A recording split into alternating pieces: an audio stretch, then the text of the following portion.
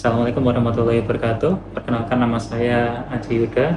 Saya dosen D3 Manajemen PSDK Kampus Rembang. Selama ini topik yang menjadi fokus riset saya adalah tentang digital marketing, khususnya tentang sosial media dan dampaknya terhadap brand. Nah, selama menjadi dosen di Prodi D3 Manajemen Kampus Rembang, saya sudah mengampu beberapa mata kuliah, diantaranya ada manajemen pemasaran, manajemen periklanan, bisnis digital, kewirausahaan, dan juga praktikum salesmanship. Dalam menyampaikan perkuliahan, saya menggunakan metode DIA, yaitu Delivery, Interaktif, dan Assessment. Terkait dengan delivery, fokus pada mata kuliah ini ialah pemanfaatan platform sosial media untuk berunjuk kegiatan bisnis. Di antaranya ada pemanfaatan platform sosial media seperti TikTok, Instagram, dan juga Facebook. Nah, kemudian pemanfaatan tersebut digunakan untuk riset pasar, kemudian untuk penyusunan konten marketing, copywriting, dan juga search engine optimization atau SEO. Nah, adapun metode interaktif yang saya gunakan adalah metode dua arah, di mana saya juga mempersilahkan mahasiswa untuk bertanya. Tujuannya supaya perkuliahan yang disampaikan di kelas itu bisa diterima dengan mahasiswa dengan baik. Lalu kemudian ada assessment, yaitu sistem penilaian yang saya gunakan ketika perkuliahan, di mana tidak dominan dengan UAS dan ataupun UTS, tapi juga ada metode penugasan dan juga adanya partisipasi aktif yang bisa menambah poin penilaian bagi mahasiswa. Saya mengampu beberapa mata kuliah, di mana diantaranya bisnis digital yang kemudian nanti akan digunakan sebagai video series pada kali. Mata kuliah bisnis digital adalah mata kuliah yang diberikan oleh mahasiswa pada semester 2, adapun bobotnya sebesar 2 SKS, di mana capaian pembelajaran mata kuliah ini adalah mahasiswa memahami perkembangan dunia bisnis digital saat ini, dan juga mahasiswa mampu mempraktekkan berbagai media digital untuk kegiatan bisnis. Adapun referensi yang saya gunakan diantaranya adalah buku-buku referensi seperti karangan Kotler Keller, Kertajaya dengan judul Marketing 4.0, Moving from Traditional to Digital. Lalu kemudian juga ada Business tahun 2016 berjudul Digital Marketing Strategy and Integrated to Online Marketing, dan juga buku karangan Dis dan juga Hannah Berry tahun 2020 berjudul Digital Marketing for Dummies untuk edisi kedua. Lalu akhir asesmen, ada sistem penilaian yang saya gunakan tidak dominan berdasarkan dari UTS dan UAS, tapi juga ada dari aktivitas partisipasi sebesar 25%, hasil korek 25%, kuis 10%, tugas 10%, serta UTS 15% dan UAS 15%.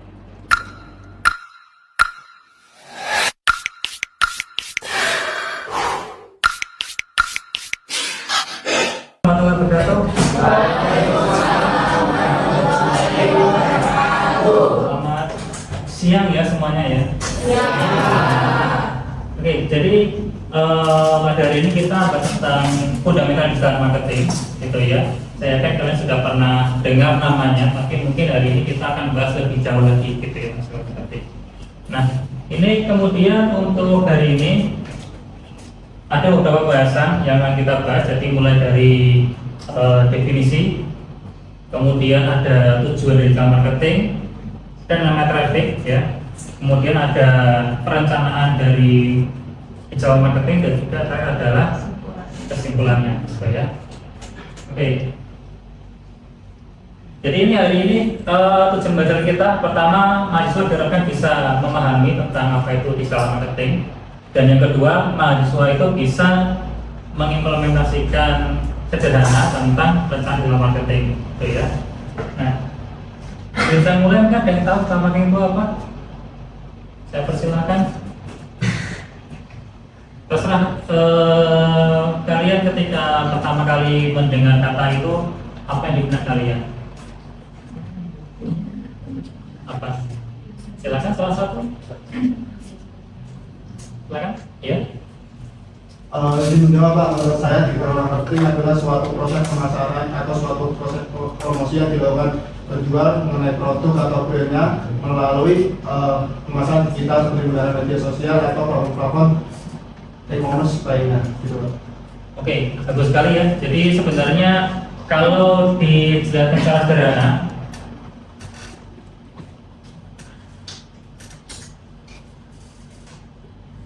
besar nggak?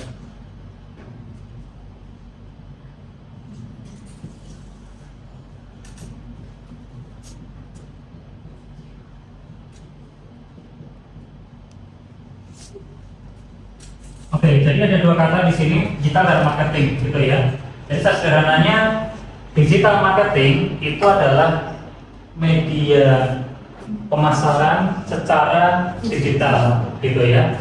Nah, cuma masalahnya saat ini banyak sekali platform-platform digital yang bisa digunakan. Cuma yang sering kita tahu kan cuma sosial media gitu kan. Padahal banyak sekali bentuknya gitu. Ada bentuk email, ada bentuk blog, itu juga sosial media, itu juga digital marketing gitu ya, seperti itu. Jadi secara sederhana seperti ini definisinya, jadi sama seperti yang dijelaskan oleh Bapak tadi, bisa dimutasikan sebagai media marketing atau aktivitas promosi untuk sebuah brand ya, dengan menggunakan media digital gitu ya. Jadi sebenarnya ini bukan hal yang baru, karena sebenarnya dalam promosi pun atau marketing pun sudah menggunakan berbagai media, cuma medianya media konvensional gitu ya. Jadi televisi, radio, surat kabar gitu ya, seperti itu. Tujuannya itu mencapai atau menemukan customer sebanyak-banyaknya gitu ya. Nanti kita belajar di sini tentang bagaimana cara mendapatkan customer sebanyak-banyaknya. Nah, di dalam digital marketing itu ada namanya traffic gitu ya. Kelihatan nggak di warnanya? Traffic ya, TRAFFIC. Jadi kalau kalian belajar tentang digital marketing itu selalu menyebutkan traffic, dan traffic. Nah, traffic itu kan bahasa Inggris ya. Bahasa Indonesia tahu nggak? Ada yang tahu? Silakan. Ya, lalu lintas gitu ya. Cuma di dalam digital marketing, traffic itu artinya potensial buyer. Jadi misalkan seperti ini, kalian membuka toko di mall ataupun di pusat-pusat keramaian, kemudian ada orang yang lalu-lalang di depan toko Anda, dan punya marketing itu disebut dengan traffic gitu ya. Jadi kalau ditanya berapa banyak trafficnya, itu artinya berapa banyak calon customer, bukan customer. Kalau customer itu mereka sudah membeli produk Anda, tapi calon customer adalah mereka yang melihat produk Anda ataupun mengunjungi produk Anda, gitu ya. Logikanya semakin besar trafficnya, otomatis semakin banyak customernya, gitu ya. Seperti kalian itu banyak sekali orang-orang yang melihat di toko Anda, walaupun nggak semuanya beli, tapi kan potensi terjual juga lebih banyak kan. Nah, seperti itu. Sampai sini ada pesan tidak tentang traffic? Sudah paham? Oke, kemudian di dalam dunia digital marketing ada dua macam traffic cara mendapatkannya. Pertama itu lewat berbayar, kedua itu gratis, gitu ya. Semua ini ada peran masing-masing. Paling gampang, kalau kita itu ingin mendapatkan customer sebanyak-banyaknya dan secepat-cepatnya, gunakan metode berbayar. Jadi kita menukarkan uang kita untuk mendapatkan customer. Tapi kalau kita menggunakan cara gratisan, ya kita menukarkan waktu kita untuk mendapatkan customer. Misalkan kita dari awal kemudian kita rajin mengupload ataupun di blog gitu kan ya. Semakin lama blog kita semakin banyak yang mengunjungi, dan pada akhirnya itu bisa mendatangkan traffic gitu ya. Tapi kalau paling gampang ya lewat berbayar. Berbayar itu seperti apa? Berbayar itu kebanyakan menggunakan iklan, mau pakai Google Ads, Facebook Ads, Instagram, kemudian TikTok Ads ya. Pokoknya semua berbayar itu disebut dengan cara mendapatkan traffic secara berbayar. Kebalikannya, kalau yang gratisan, ya seperti kita benar-benar organik gitu ya. Kita membuat akun YouTube ataupun artikel blog ataupun sosial media ya gratisan tanpa menggunakan uang sama sekali gitu ya. Tentunya ada kelebihan dan kekurangannya. Kalau pakai lewat secara gratis, kekurangannya waktu, mungkin membutuhkan waktu yang lama, bisa 1 sampai 5 tahun gitu ya untuk bisa benar-benar settle. Tapi kemudian kalau itu sudah kalian itu sudah berada di tahap yang matang, kalian tidak perlu menggunakan uang untuk mendatangkan customer karena akun Anda sudah terkenal gitu ya. Tapi sebaliknya, kalau secara berbayar dalam waktu singkat kalian mendapatkan banyak customer.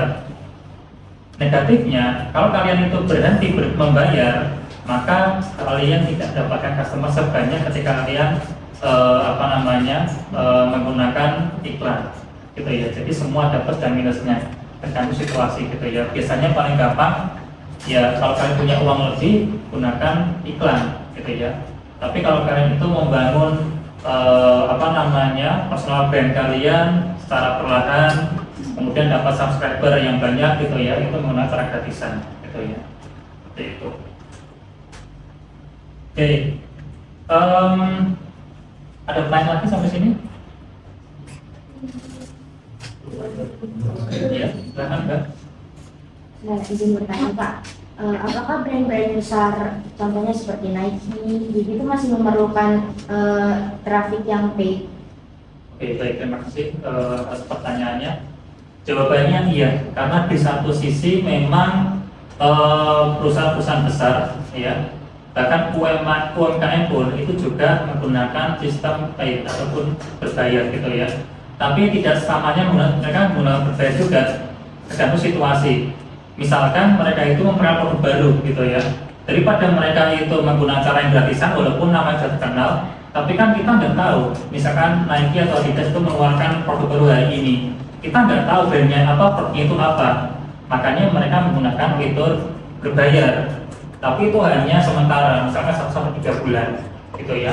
Selebihnya ketika konsumen sudah tahu produknya, mereka tidak menggunakan iklan lagi.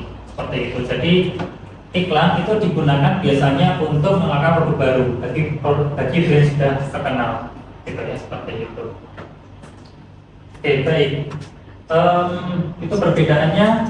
Lalu kemudian sebenarnya secara ringkas ada 3 macam perencanaan dalam dunia digital marketing, gitu ya.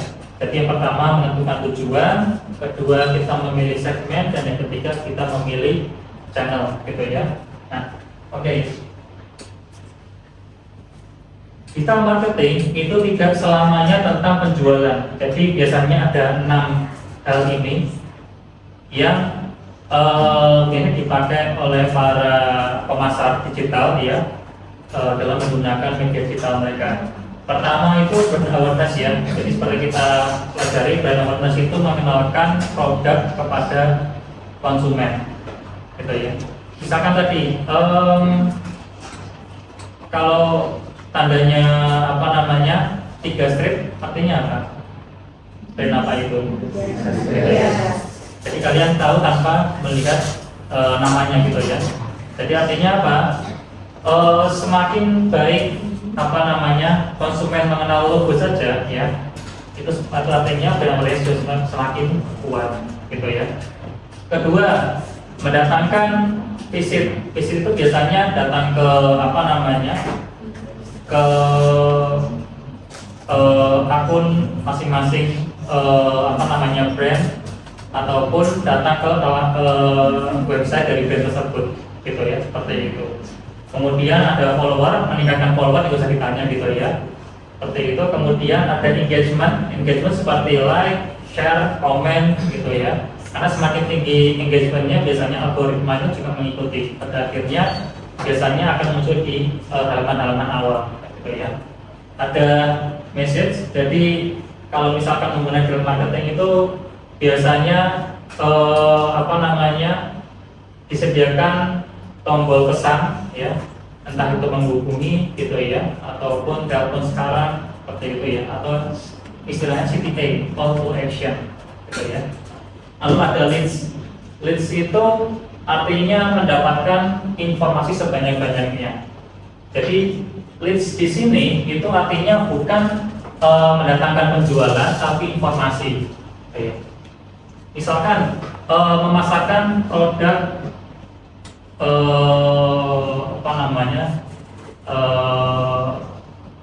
mungkin produk diet misalkan, ya. Lalu kemudian memasarkan informasi tentang 10 hal atau 10 tips yang membuat Anda bisa menghasilkan produk seminggu gitu ya.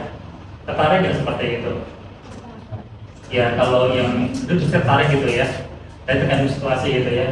Lalu kemudian diluncurkan, ketika itu diluncurkan informasi itu didapatkan gratis asalkan menukarkan nama dan juga email. Nah, nama dan email nanti dikoleksi oleh perusahaan yang kemudian baru ditawarkan produknya. Jadi langsung menawarkan produk terlebih dahulu, gitu seperti itu ya. Dan maksudnya seperti itu. Oke.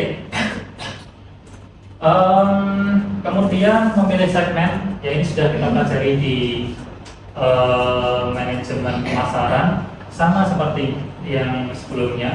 Jadi ada geografi, letak, bahasa, budaya. Kalau kita menargetkan di wilayah yang lain gitu ya, misalkan kita di Jakarta kemudian menargetkan wilayah di Sumatera misalkan, itu secara geografi. Kemudian ada demografi seperti umur, gender, minat dan sebagainya gitu ya. Yang terakhir memilih channelnya dulu, baru memilih channel. Jadi channel itu bukan yang pertama gitu ya. Ketika kita belajar di marketing, kita nggak belajar memasarkan di mana sih, di TikTok, di Instagram atau di sosial media, enggak. Yang pertama itu tentukan tujuan terlebih dahulu. Kita mau ngapain menggunakan media digital marketing? Atau jangan-jangan kita nggak usah pakai marketing, sebenarnya udah bisa gitu ya. Seperti itu. Nah, ini tangan terakhir ini. Jadi setelah menentukan tujuan, kita memilih targetnya, lalu kemudian kita memilih channelnya gitu.